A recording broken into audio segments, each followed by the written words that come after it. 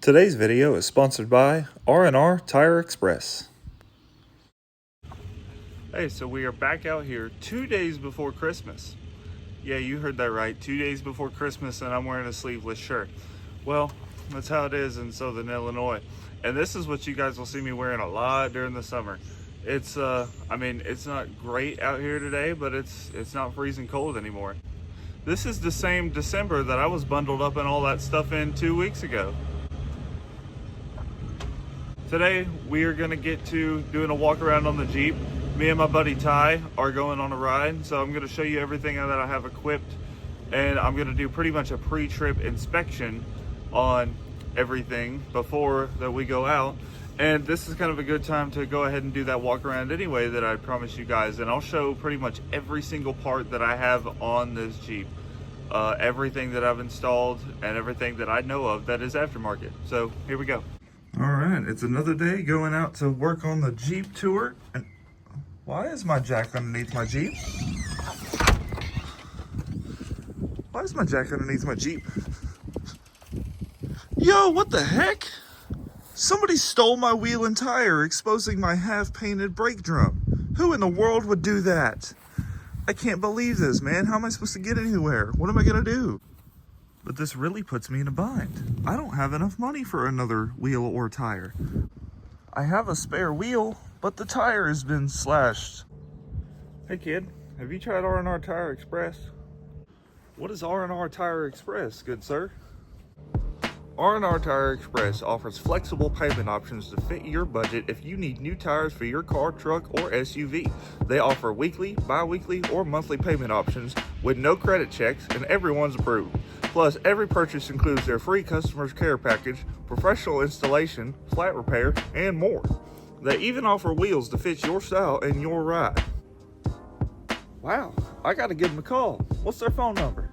812-233-3347 is their phone number. R&R Tire Express in Terre Haute, Indiana is here to meet all your vehicle's needs.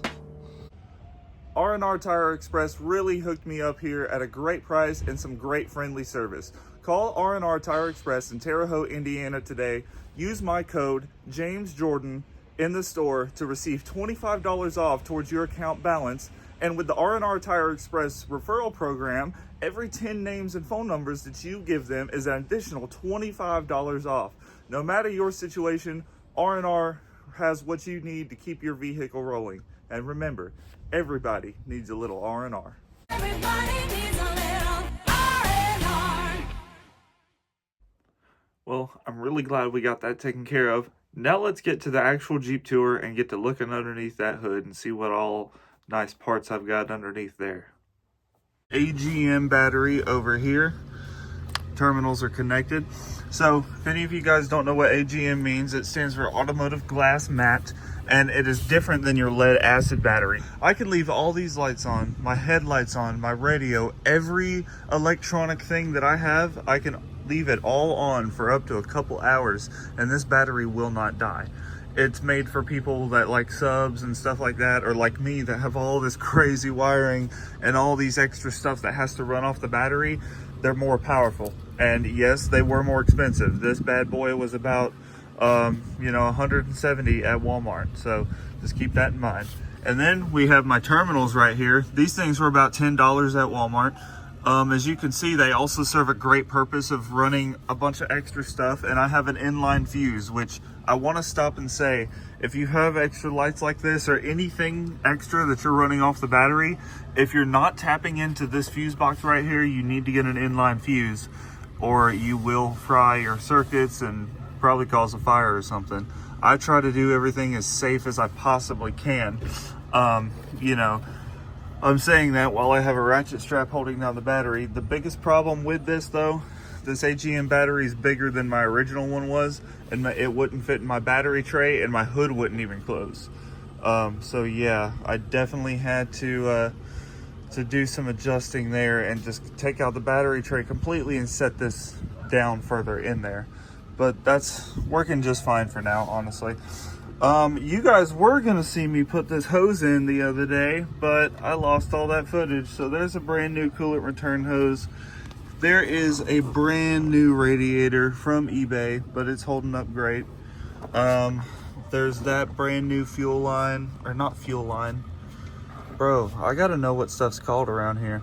That is a transmission cooler return line. That's where after the transmission fluid is cooled, that's where it returns to the transmission from. And as you can see, I got it patched down there. A lot of people are gonna come at me and hate because of that, but I'll tell you what, that is not leaking at all. I did it, I got the right parts, I did it the right, as right as you can do a redneck job, okay? I did it as best as I could, and it's holding up, and a bunch of other people have done it, so, you know, more power to you. Oh, and this beautiful MSD coil rail, let's not forget. Man, you know, if you guys want to see that, go look at that other video over there. I'll link that at the end. There's a train coming through. It's kind of a nice sound, honestly. So this, I got this at AutoZone for like 13 bucks. It's a little tube because this hose originally is supposed to connect to this, but I had such a hard time getting that to work with each other. I just got it its own. Yeah, we're gonna talk about this cracked fuel injector, don't worry. The new injectors, 4-hole, Bosch remanufactured all the way down the line. Now, yeah, I know you can see that I broke a lot of these clips, but don't worry, I have done the absolute best redneck thing you could do, and I super glued them in, so they're not going nowhere. Overall, I'm super happy with these, and I'm super thankful for my wife for getting them for me for Christmas, along with the MSD coil rail. Both of these parts she bought me, and they are not cheap parts, people. Then we got my cold air intake here. I actually got that for my 4.7 Dodge Dakota, and it ended up fitting on here with a, you know, taking a couple tubes out. Brand new power steering line, because this was leaking, that was leaking real bad when I first got it, and it almost caught fire, you know, spilling all over the manifold like that. But I got that replaced. Oh, it's got a brand new thermostat for sure. Took the fan clutch off. That's another video you'll see. And then all this wiring for all of these auxiliary lights. But I think that is really it for under the hood. Now let's move to the outside here. So here are my lovely Walmart headlights. I don't care what anybody says, these things are great. And let me show you what makes them great.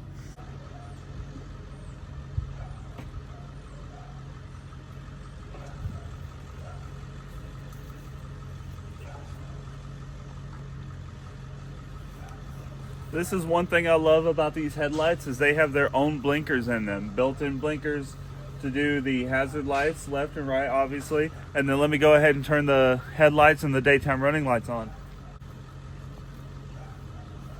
That there's with the daytime running lights. That's the low beams. And that's the high beams. Can't really tell much of a difference here in the daytime, but I will do a nighttime visual of it, even though they're not really aimed very good.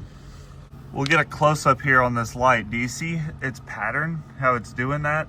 I just think that is awesome. Plus, then you have your originals over here doing the alternating pattern. I just think that is just so cool of these Jeeps. And then I'll go ahead and show these.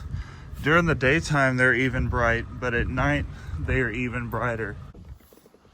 All right, it is nighttime right now, and I'm gonna show you guys the difference in the dark and the light. Look at that. I bet my neighbors are gonna hate me. So I got these two front ones for obviously down the road shining, and then I got these at an angle so that way I can see into ditches and stuff like that. I can see what's around me. So I have almost I have a pretty good field of view with all these lights.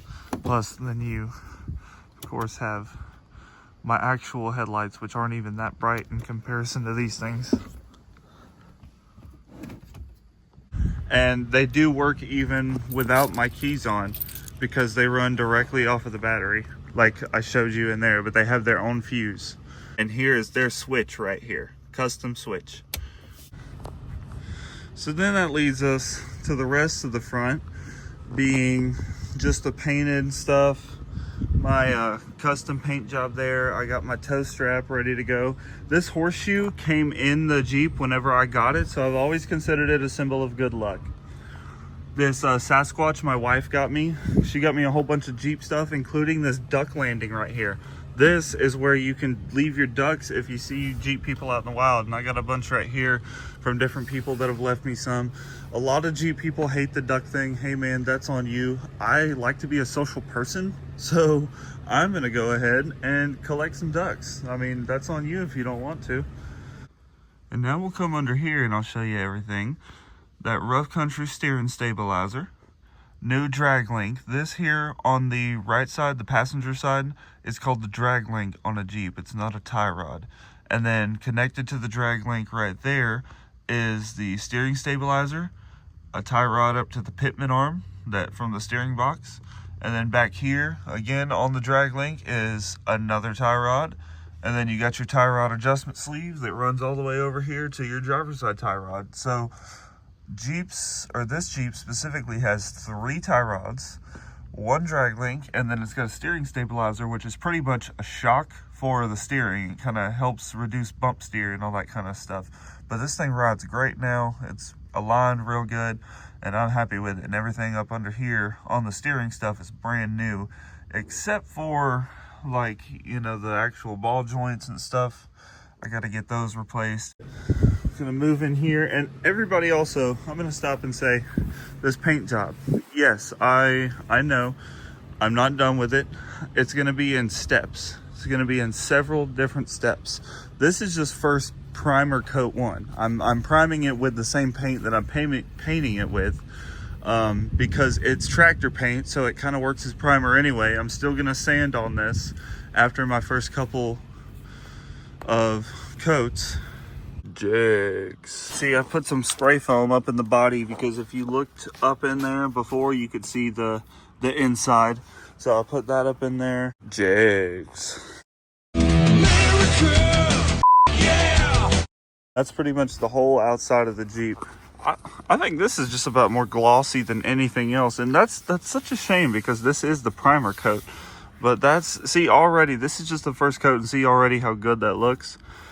Well, if it looks good to you, I think it looks good for a Jeep. I mean, dude, it's a 26-year-old Jeep. It's, so, you know, and by the time I'm all said and done, this whole paint job will probably cost me about $150. So you can't beat that. So I got this Jeep wave sticker right there. Hey, I got some brand new windshield wipers from Best One here in Robinson because they were doing a food drive to take stuff to the food bank, and if you brought in cans of or jars of peanut butter or jelly, you get a free set of wipers. So I got like a $35 set of wipers just for a jar of peanut butter and jelly, unopened of course, that I already had sitting around the house. So that was a great deal. So with that being said, we're gonna move around and go to the inside of the Jeep. So as I'm sitting inside here, you guys will notice a few things. It may look a little tacky, may look a little rednecky, and that's because it is. So I got the screwdriver here holding up the window. This actually isn't that bad. It doesn't have to be held up. It'll stop about that far down, but I have to put it in there if I want it to hold up all the way. I made myself another O handle here because they came with them on all 3 other doors except for the driver, because I guess driver's supposed to be holding on to the windshield there. What? Bro, what are you talking about, man? To the steering wheel there. Here's my old Florida license. Look at me with all that hair. And that wasn't even all the hair I had, bro, for real. Y'all should have just seen me back then. So then I'm gonna move over here. I got just a Walmart stereo, but this is it's not just any Walmart stereo. It does come with an app. And my buddy Ty gave me this. We actually traded Walmart stereo for Walmart stereo because he wanted a double din and I couldn't put my double din in this. So, you know, got that set up here. This is something, so last year my wife got me this for my birthday. Yeah, it was my birthday or not last year, this year technically. It links up, and I don't think it's gonna do it now because I'm recording with my phone, but when it's in Bluetooth mode, it connects with my phone. and it's an Apple CarPlay basically, and it shows everything that my phone shows. So let me see if I can get out of the recording, out of the camera setup, set it up, and then go back to recording. Alright guys, so I got it to work. Like I said, I just had to go out of recording mode first. So I got a map right here, I got the music, and obviously I can't play regular music because I'll get copyrighted, but this is my song. It's not on this channel or anything, it's on my old channel that I no longer have access to, but I'll play it. Oh. Have to leave me all alone. Hear them boss back there? So cold and empty. I know you're in a better place, but I wish I could see your face, so you could tell me one last time that it's all gonna be okay. I'm still down here missing you, yeah, nobody loved me like you do. And as you can see here, there's the main screen where your maps, your music, your phone, calendar, you know, here I'll go to, you can even order Domino's off of it if you log into it. Can't play that song because that's that'll get me copyrighted, but you know, here's like all the music and stuff like that. So yeah, you can see I have quite a variety of music taste there, but it's pretty awesome. I love it. And you know, she got me for my birthday last year. I started recording this video you're watching last year in December, and by the time you're watching this, it's already 2026, and right now that I'm recording, it's 2026, so a little bit of a time warp here in my videos, but that's okay. And I also wrapped this with some denim. I think that's pretty cool. It's a better grip than the old crusty leather that was falling apart there. And yeah, I can run all this stuff. I can have everything in here on for hours and that AGM battery won't die. And then, how many miles is on this thing? That would really be considered a lot for a normal car, but this is not a normal car. That's light work for a 4.0 inline six, okay? For sure. So I got my leather seat cover over there, also out of Dakota. This is my custom, what do you call this? Upholstery on there.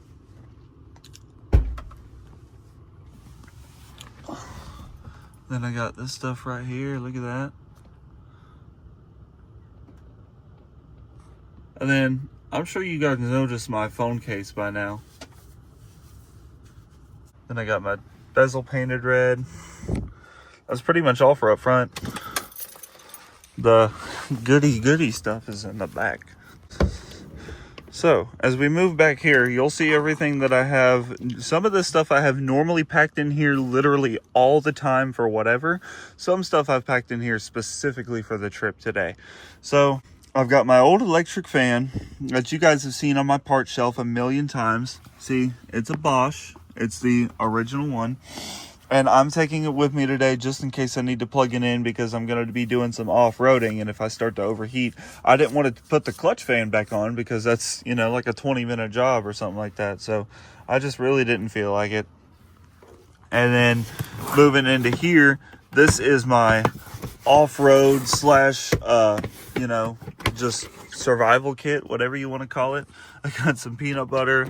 I got my jumper cables in there. I got all my tools, my lug wrenches, some gloves, a hat, zip ties, just a bunch of snacks, all kinds of stuff like that.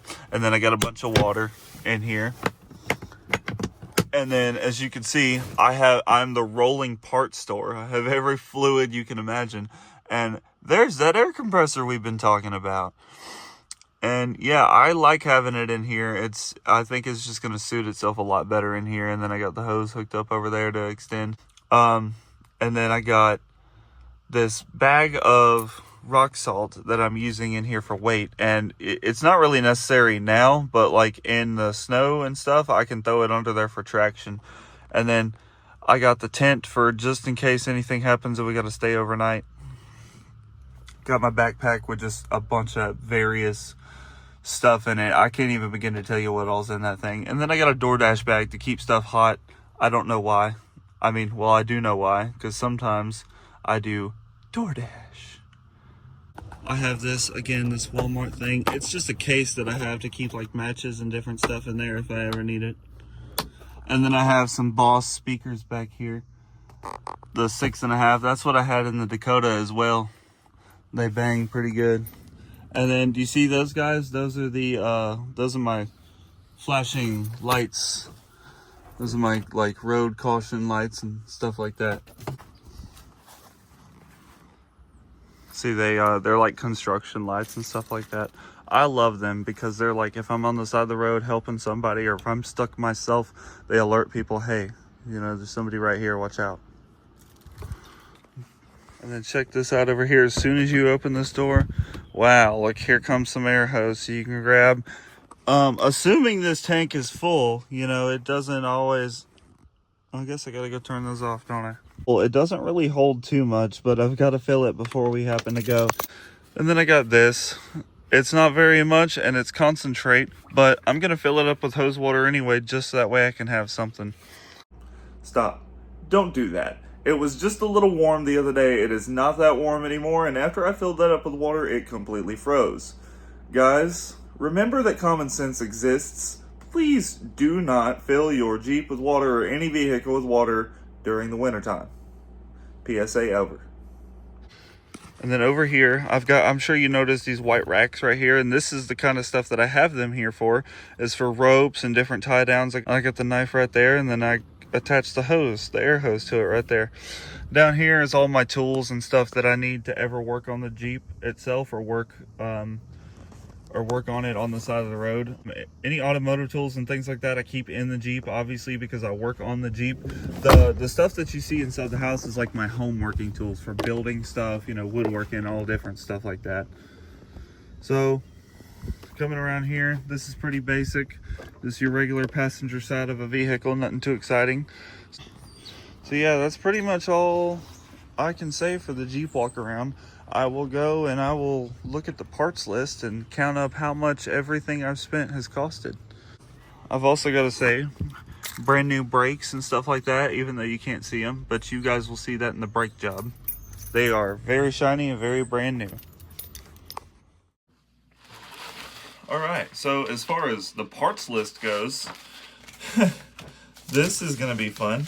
So I wrote one down and then I typed one up as well.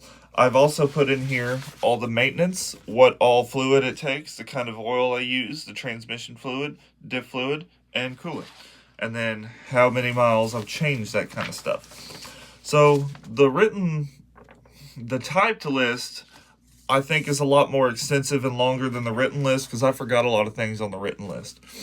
This is the written list, and it comes out to a total of $1,373. That is just parts that were either spent on the Jeep or parts that were also spent on the Dakota that I moved over to the Jeep. Because once I've spent the money, regardless of what vehicle it's on, if it's going on this vehicle, I'm adding that to the tally of that vehicle. Just like Tom's Refurb does. I charge myself for the old parts that I have to use.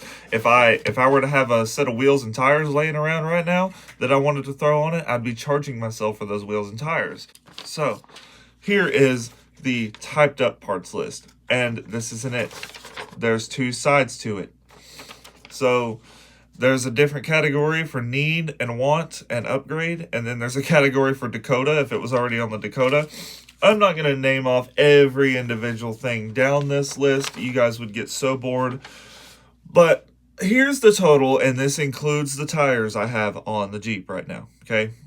The total that I and my wife have spent on this Jeep, including parts that were on the Dakota that are now being charged to the Jeep, I am a grand total of $3,267.53. That's just parts. I bought the Jeep for $1,000. So if I were to sell this Jeep right now just to break even, I'm going to have to sell it for $4,500, which is a lot.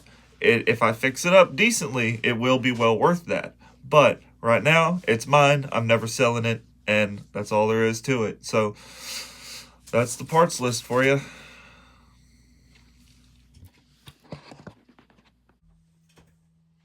All right, everybody. Thank you for watching, and thank you for R&R Tire Express in Terre Haute, Indiana, for partnering with me and sponsoring this video and hooking me up with all the tires that I have on my Jeep. I love them. They've got some aggressive tread that I can go mudding with, and they're great on the road. They don't have a whole lot of road noise, and they got me a really great price. If you can't afford tires all at once, they're a great place to go. Your payments are usually very low, and they got some great products. So go check them out. Call them today.